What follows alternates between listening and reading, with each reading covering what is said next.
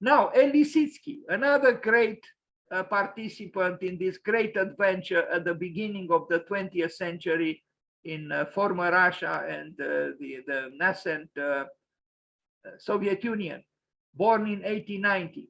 So Lazar Markovich Lissitzky, about this sound list, now this is about the pronunciation of his name, known as Lissitzky, was a Russian artist, designer, photographer, typographer, polemicist, and architect.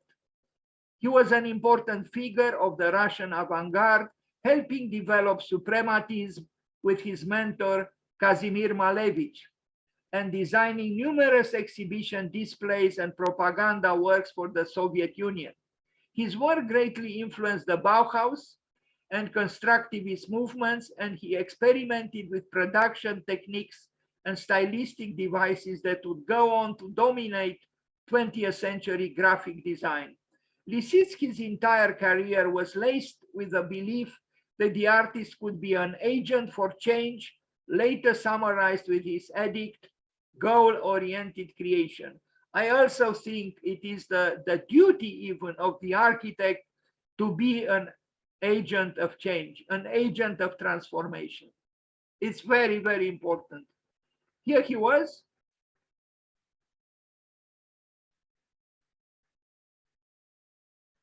They were creators, they were pioneers, they were adventurers. They created new works, new worlds.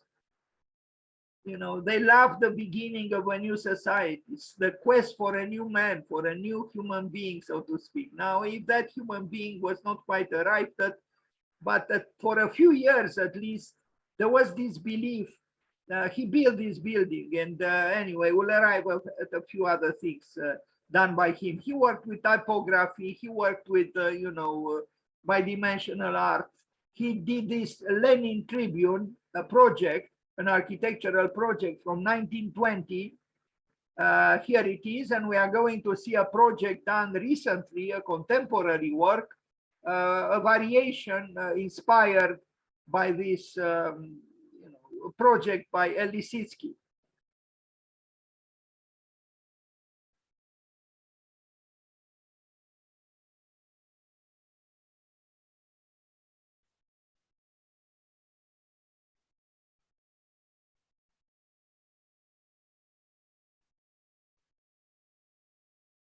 This particular work influenced, some people think, both Stephen Hall and Zaha Hadid in the only, I'm talking about Zaha, in her only house she built for that Russian, very rich person who built a house built by, projected by Zaha Hadid in the Russian woods. It's here.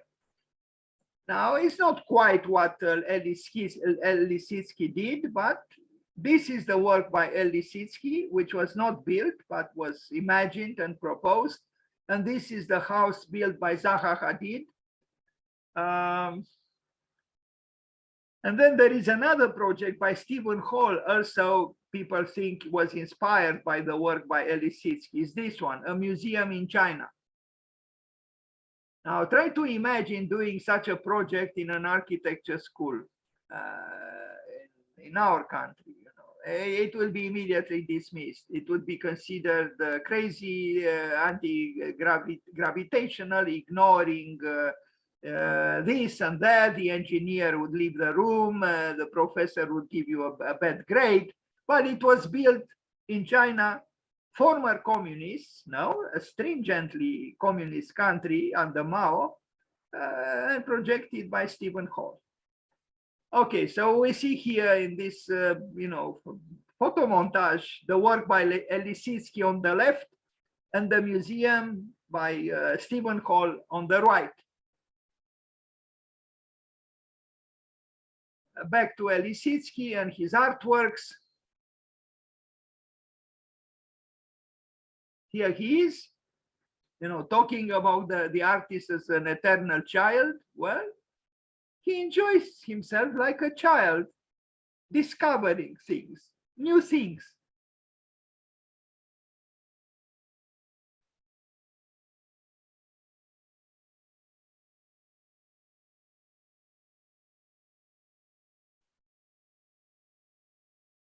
He did photography too, or photographic montages, just like Rodchenko. These things are not difficult to do. You know, as Brâncuș said, things are not difficult to do if you put yourself in the situation to do them. If you find the right, you know, the right time, things can be done. Everything depends on your inspiration and being open to be totally there in the moment of creating something.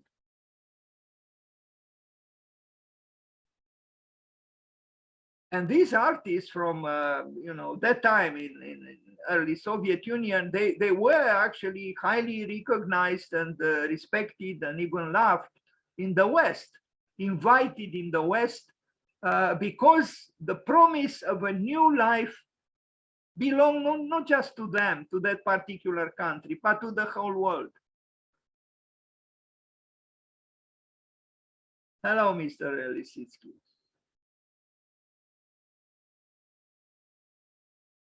Walls of Lissitzky, Worldwide Tribune by MDU Architecture. Here it is a project inspired by the Tribune project for the Lenin,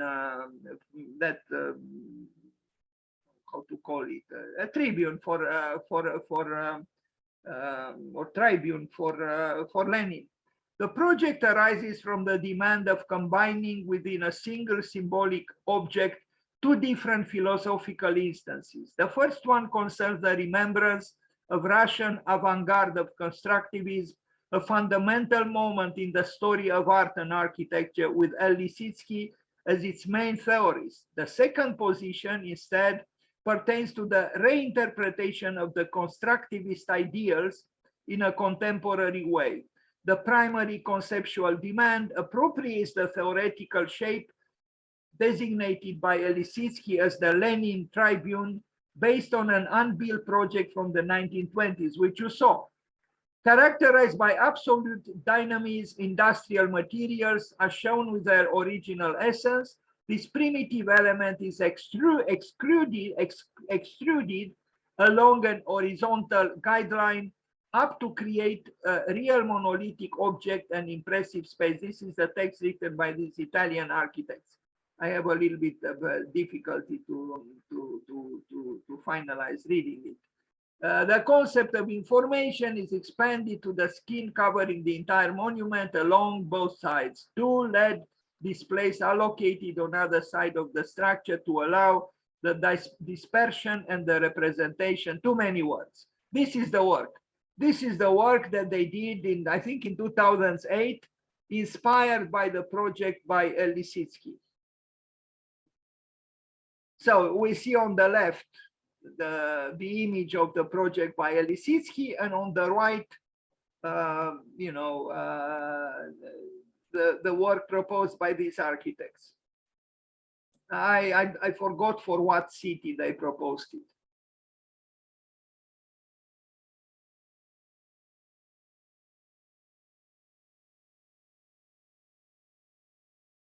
So you see the power of art.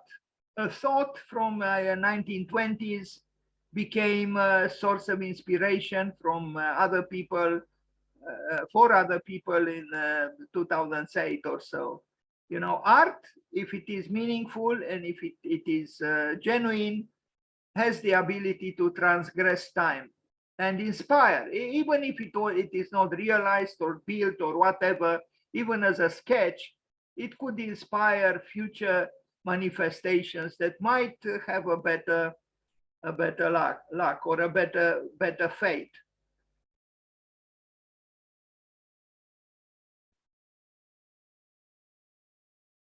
Well, this is also a project, was not materialized, but I think it's important that you know, the ideas of Lissitzky continue, and who knows what might happen in the future.